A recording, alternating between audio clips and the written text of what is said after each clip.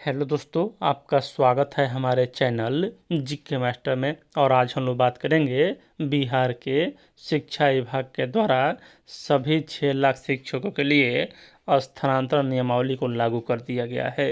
अब सबसे जो ज़्यादा जटिल प्रश्न है वह यह है कि 10 विकल्प का चयन कैसे होगा। यहाँ आपको पूरी तरीके से बताने वाले हैं, कोई यहाँ डाउट नहीं रहेगा यह वीडियो देखने के बाद। सबसे पहले यहाँ विकल्प का चयन कैसे होगा, यहाँ देखिए यह दिया हुआ था अखबार के मुताबिक। इसमें कहा जा रहा है कि शिक्षकों के स्थानांतरण और पदस्थापन के लिए जल्द ही उसमें उनसे ऑनलाइन आवेदन लिए जाएंगे। एक शिक्षक से 10 विकल्प मांगे जाएंगे। विकल्प के रूप में जिला, अनुमंडल, प्रखंड, पंचायत और निकाय होंगे, ना कि स्कूल। यानी कि यहाँ यह स्पष्ट हो गया है कि विद्यालय का विकल्प नहीं लिया जाएगा। तो फिर विकल्प लिया कैसे जाएगा, मतलब कि यहाँ तो सबसे पहले यहाँ देखिए कि यह जो असाध्य रोग है, गंभीर उगनता है। पूरा वीडियो देखिएगा और बारीकी से देखिएगा। और यहाँ 2 प्रकार के और हैं, जो दिव्यांग हैं उनका दिव्यांगता के आधार पर नियुक्ति, और यहाँ ऑटिज्म और मानसिक दिव्यांगता के आधार पर यहाँ होगा। अब देखिए इनका कैसे होगा।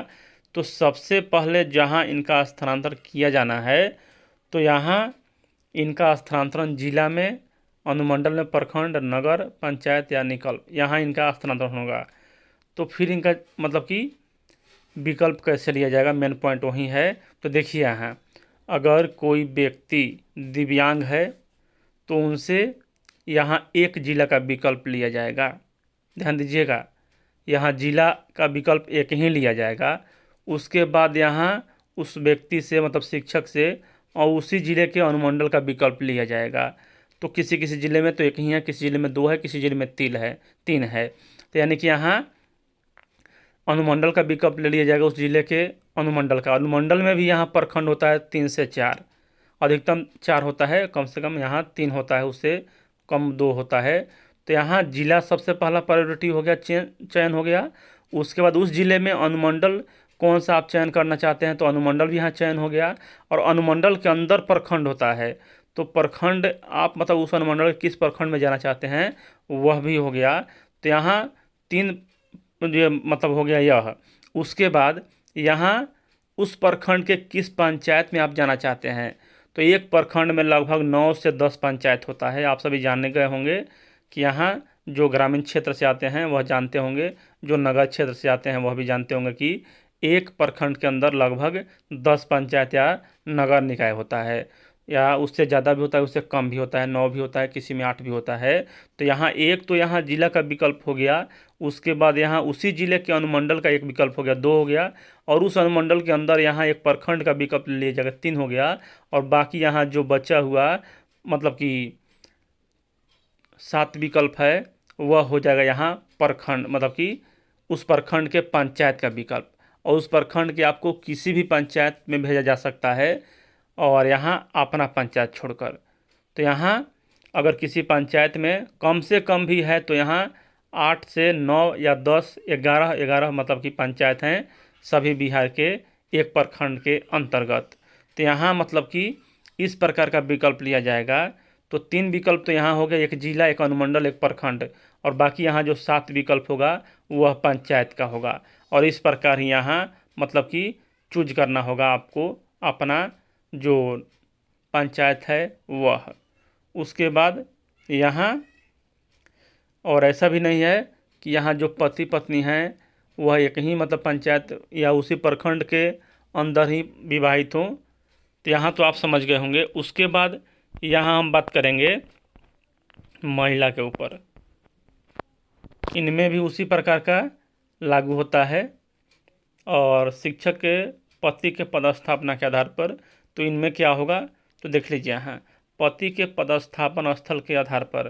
तो यहाँ भी जो विकल्प है वह उसी प्रकार का हो सकता है, लेकिन यहाँ महिला शिक्षिका का क्या होगा थोड़ा यह भी देख लेते हैं। तो महिला शिक्षिका का भी विकल्प होने के नाते, महिला होने के नाते विकल्प के आधार पर। तो यही बात होगा कि आपसे यहाँ जिला का मांगा जाएगा सूची, और एक ही जिले का चयन करना होगा अभी तक के मुताबिक। यह मतलब कि अनुमंडल उस जिले में कौन है, और उस अनुमंडल में प्रखंड कौन है, प्रखंड में के अंदर पंचायत कितने हैं। तो हो सकता है यहाँ प्रखंड की संख्या 2 हो जाए, कोई बड़ी बात नहीं है, क्योंकि उसके अंदर पंचायत अगर कम है तो प्रखंड 2 दिए जाएंगे। तो यहाँ तो यह स्पष्ट हो गया है कि एक जिला का आपको विकल्प मिलने वाला है और उस जिला के अंदर एक अनुमंडल का विकल्प मिलेगा और उस अनुमंडल के अंदर आपको मतलब कि प्रखंड 2 चयन करने का यहाँ हो सकता है। और उसके बाद विकल्प के आधार पर पंचायत, अपना पंचायत छोड़कर, पति का पंचायत छोड़कर, तो किसी किसी मतलब महिला का बहुत रेयर केस में ही होगा जो मतलब उसी प्रखंड में विवाहित हो। तो यहाँ तो यह हो गया है कि 10 विकल्प कैसे लिए जाएंगे, तो विद्यालय वार नहीं लिए जाएंगे, पंचायत वार लिए जाएंगे। और एक पंचायत में लगभग 7 से 8 स्कूल होता है, कम से कम होता है तो 7 से 8, उससे 5 भी हो सकता है और 4, किसी किसी 3 हो सकता है। तो यह मतलब कि जो पंचायत है उसका विकल्प लिया जाएगा। पुरुष शिक्षक के लिए कैसे होगा, यहाँ भी इसी पर लागू होता है, इनका भी इसी प्रकार का होगा। और पुरुष शिक्षक कैसे होगा, तो देखिए यहाँ पुरुष शिक्षक का 10 विकल्प कैसे लिए जाएंगे, तो जिला का दिए गए विकल्प के आधार पर, यानी कि इनका गृह अनुमंडल में नहीं होगा, इनसे लिया जाएगा। मतलब कि हो सकता है कि 4 जिले इनके चुनने का आधार मिले या 2 जिला चुनने का आधार मिले और उसके अंदर जो अनुमंडल है उन्हें मतलब चुनने का यहाँ मिले। और इनके लिए पंचायत और नगर निकाय नहीं है, अपना प्रखंड है, इनको अनुमंडल स्तर पर ही रहना है। तो यहाँ इनको 5 जिले का चयन मिल सकता है, अगल बगल के जिला। और यहाँ अपना गृह अनुमंडल, अपना जिला भी हो सकता है, लेकिन अपना जिला में तो यहाँ 8 मतलब कि जिले हैं जिनमें एक ही अनुमंडल है। अब देखिए यहाँ इनको तो जिला का विकल्प दिया जाएगा ज़्यादा, और ज़्यादा में भी यहाँ गृह जो संख्या होगा यहाँ इनको जिला चुनना है। तो यहाँ यह भी समझ में गए होंगे। उसके बाद वरीयता कैसे तय होगा।